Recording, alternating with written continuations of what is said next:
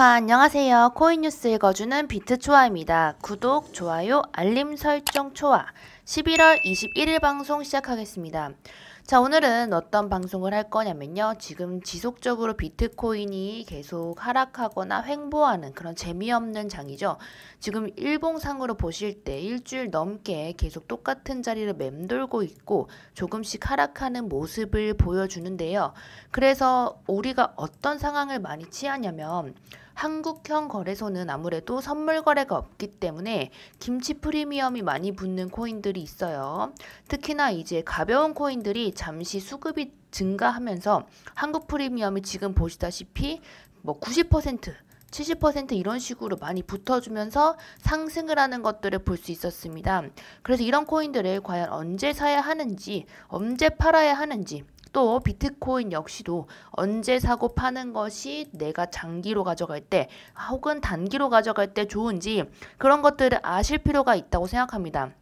그래서 지금같이 이렇게 하락을 하거나 횡보하는 장에서 그냥 넋놓고 있는 게 아니라 다음 상승을 위해서 어떤 전략을 구사하고 지금은 어떤 것을 좀 매수하기 위해 준비를 해야 하는지 그리고 어떤 라인에서 사야 하는지 등을 같이 배웠으면 좋겠습니다. 그래서 오늘은 상승장을 위한 분석요법을 배울 건데요.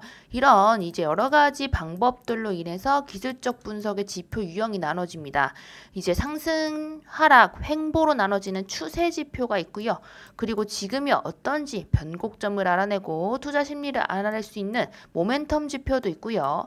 그리고 변동성 지표라고 하죠. 단기 매매에 많이 사용이 되는 지금 현재 추세가 얼마나 이용이 되는지 그리고 시장 강도가 체결되는 것이 얼마나 되는지 그와 외적인 것도 시간으로 분류가 되는 일목균형표 이렇게 여러 가지가 있습니다. 그래서 오늘은요 어떤 걸 알아볼 거냐면 이런 것들의 기본이 되는 캔들의 모양 그리고 플러스로 지지와 저항에 대해서 말씀을 드리겠습니다.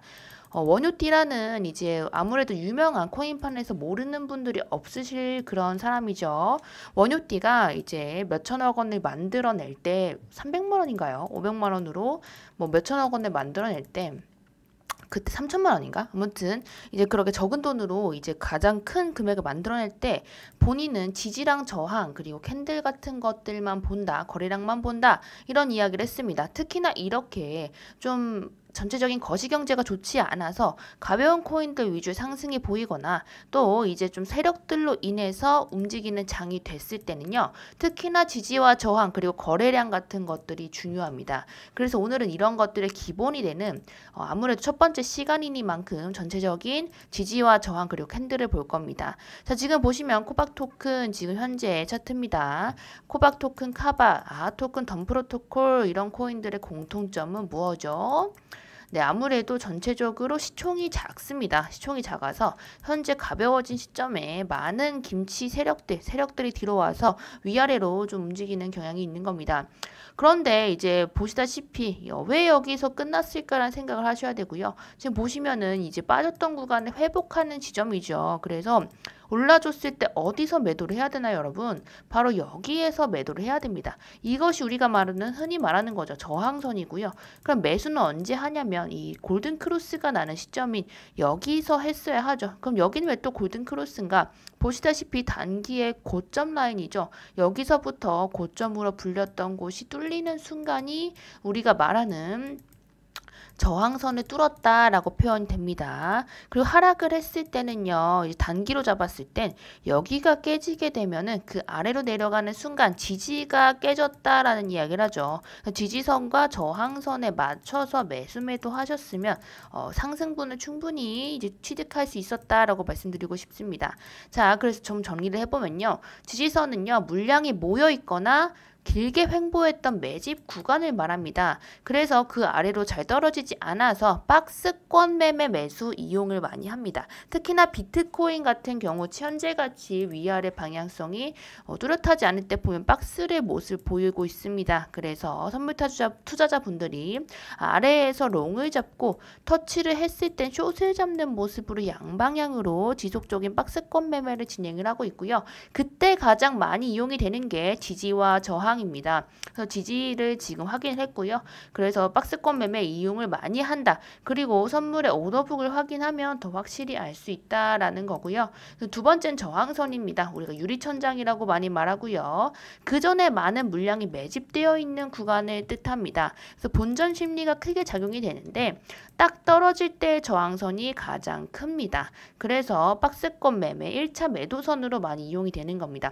이것도 다시 설명해 드리자면요. 방금 전 차트로 보겠습니다. 자, 지금 보시다시피 언제 1차 매도를 할까라고 생각하신다면 여기에서 한번 떨어져 줬었습니다. 그쵸? 그래서 여기서 1차 매도를 하겠죠. 두 번째는 여기겠죠. 여기서 2차 매도를 하겠다는 겁니다. 많은 분들께서 아실 텐데 저는 보통 30에서 50%로 나눠서 매도를 합니다. 3차까지 볼 땐 3차까지 보고요. 이렇게 단기간으로 가져갈 땐 2차 정도 매도를 합니다. 반매도를 할 때는 이렇게 단기간에 박스권 상단부 정말 취득하기 쉬운 부분을 보고요. 보통은 여기가 10% 정도 내외가 되더라고요. 그리고 여기 위쪽을 보면은 15% 이상이죠. 여긴 조금 욕심을 부려도 된다라는 그런 모습들을 가질 때는 이제 2차 매도선을 정해서 이쪽으로 정한다라고 말씀을 드립니다. 한 번에 다 매도할 필요가 없다라는 점 꼭 인지하셨으면 좋겠고요. 그리고 같이 보셔야 할 건요. 딱 떨어질 때 저항선이 가장 크다는 건 코박 토큰 같은 경우는 지금 보시다시피 매도선, 중요한 매도가 1,000원대에 있죠. 특히나 999원과 1,000원이 주는 느낌이 아주 다릅니다. 우리도 홈쇼핑 같은 데 보면 29,900원이다 라는 말 있죠, 여러분. 그런 것들이 다 딱 떨어지는 시점에서 사람들이 비싸게 느끼기 때문인데요. 코박 토큰 같은 경우는 이제 1,000원대가 아무래도 몇백 원대에서 지폐로 변동을 하는 순간이니만큼 그때 많은 사람들의 매도가 이루어지고 오더북이나 이런 데서도 매도를 많이 이뤄낼 수 있는 곳이다. 그래서 다른 곳보다 저항의 라인이 무척 두꺼울 수 있다라는 거고요.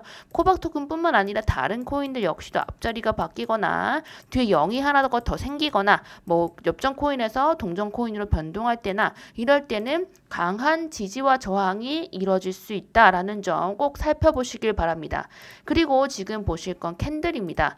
우리 캔들의 모양새가 가장 중요한데 우리가 지금 그런 것들을 조금 간과하고 있다는 생각을 합니다. 그래서 양봉과 음봉으로 나눠져 있는데요. 양봉은요. 시가보다 종가가 당연히 높겠죠. 그리고 우리가 이거를 꼬리라고 하고 여기 보이는 부분을 몸통이라고 하는데요. 이 몸통 부분이 사실 가장 중요합니다. 꼬리는 그냥 거기까지 왔다가 갔다가 했던 부분인데 꼬리가 길면 길수록 이제 세력이 위로 눌러주거나 아래에서 끌어주는 경우가 많습니다. 특히나 지금같이 문제가 큰 시장이죠. FTX의 사건이나 여러 가지로 코인에 대한 신뢰가 적어질 땐 매수 매도량이 당연히 개인 지갑으로 이동이 되면서 많이 좀 떨어질 수밖에 없습니다. 이렇게 하락할 때는요. 이제 아무래도 세력들이 아래 저항세에서 많이 매수를 하면서 꼬리가 길게 보여줄 수밖에 없는 건데요. 그 꼬리가 길다는 건 그만큼 몸통에 대한 신뢰가 줄어든다는 것을 의미하기 때문에 꼬리는 짧으면 짧을수록 좋습니다.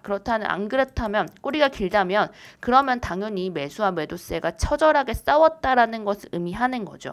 또 음봉으로 보실 건데요. 시가보다 종가가 당연히 낮고요. 꼬리는 동일하게 이용이 됩니다. 그리고 이제 여기까지 왔다 갔다 했던 지점이다라는 점 꼭 살펴보시길 바랍니다.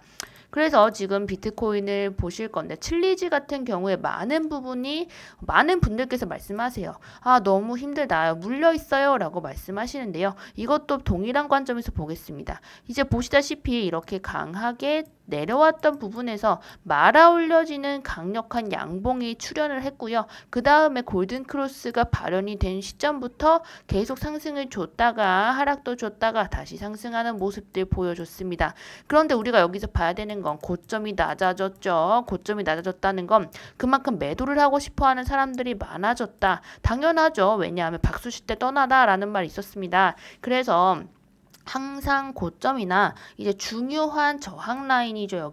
여기서 이제 강력하게 하락했던 부분이기 때문에요. 여길 닿는 순간에 매도를 하셨어야 한다라는 말씀 드리고 싶습니다. 제가 칠리지를 사지 말라고 며칠 동안에 계속 얘기했기 때문에 매수하신 분들 같은 경우에는요. 지금 당장은 굉장히 떨어지는 시점이죠. 그래서 칠리지 같은 경우는 뚜렷하게 240원에 지지 라인이 강하게 형성이 되어 있습니다. 합니다. 그래서 여기를 깨게 된다면 더 강력한 하락이 나올 수 있어요. 그래서 여기서 매수가 들어가는지를 보거나 아니면 이제 매도를 위해서도 또 강력하게 올려줄 수 있기 때문에 240원을 터치한 뒤에 어떤 모습이 나오는지를 같이 지켜보신 다음에 대응하시면 좋을 것 같습니다.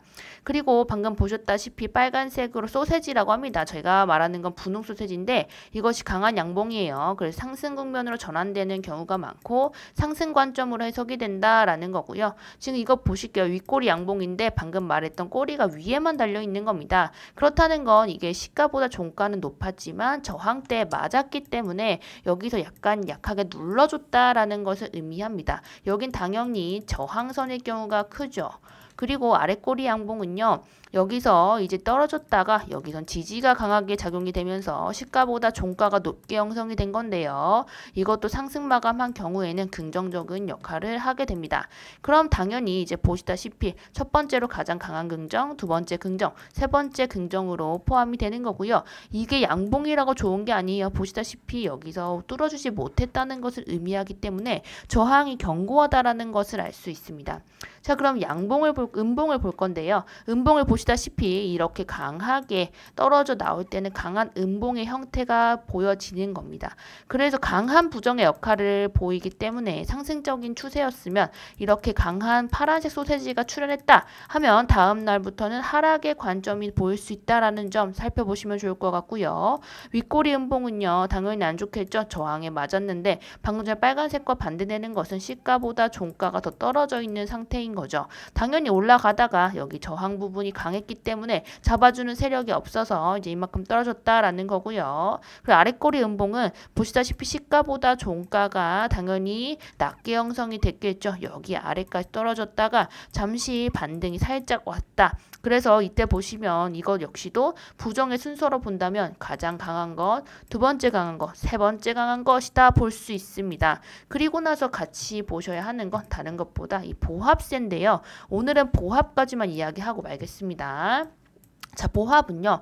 플러스 도지형 캔들이라고 하는데 이런 도지형 캔들이 일어났을 때는요. 위아래의 모습이 이제 위도 세고 아래도 세다. 매수와 매도 벽이 모두 강하다라는 것을 의미합니다. 그래서 비트코인 차트로 보신다면 비트코인 역시도 보합세를 많이 보였습니다. 지금 3일 동안의 보합세를 보였는데 중요한 건 그 전에 하락의 관점에서 보합세가 보였던 것이고 당연히 이게 지금 초록색이긴 하죠. 초록색은 이제 해외 차트에선 초록색이 양봉, 빨간색이 음봉입니다. 지금 보시면 초록색으로 마감이 됐긴 했지만 굉장히 애매한 도지형 캔들이 3개나 떴습니다. 그리고 나서 당연히 이제 여기 분홍색 라인이 제가 말하는 지지 라인인데 지지일 수도 있고 저항일 수도 있어요. 추세 라인이라고 할게요. 추세 라인인데 1년 동안 하락했던 라인입니다. 여기를 막고 지금 하락하는 모습을 볼 수 있는데 이 도지형 캔들이라는 것 자체는 이 당시에는 위아래로의 확장성, 위아래로 변동성이 크겠다라는 것을 의미합니다. 그래서 그 다음 캔들을 보고 그 방향성을 유추해 볼 수 있다라고 보여지고요. 여기서 플러스로 볼 게 거래량인데 거래량이 터져주지 않았기 때문에 여기서 말아 올려지지 못했다는 점 다시 한번 말씀드리고 싶습니다. 자, 오늘은 그래서 중요한 지지와 저항 그리고 캔들 라인까지 했고요. 다음부터는 보합 이후로 캔들 그리고 이제 후에는 더 필요한 것들을 더 다뤄볼 예정입니다. 이렇게 하락하는 장에서는요. 이제 단순하게 정말 힘들다 이런 것이 아니라 우리는 힘들다의 플러스 넘어서 다음엔 어떻게 해야겠다라는 점을 꼭 인지하셨으면 좋겠어요. 그래서 많은 분들께서 애매한 라인에 들어가는 게 아니라 지지와 저항 라인을 꼭 살펴보시고 매수 매도 하시기를 추천드립니다. 그리고 아래 유튜브에 비트초아라고 치시면요. 제가 가장 상단부에 나오죠. 그래서 들어오시면 영상들 있습니다. 영상 라인 아래에 카톡방 링크가 있는데요. 링크 들어오시는 분들은 이제 안녕하세요. 많이 힘든 장에서 어떤 것이 올라가고 하락하고 언제 어떤 이제 이슈들로 인해서 이렇게 움직이는지 등등을 알 수 있습니다. 같이 으쌰으쌰하면서 힘든 장 이겨내시길 바라고요.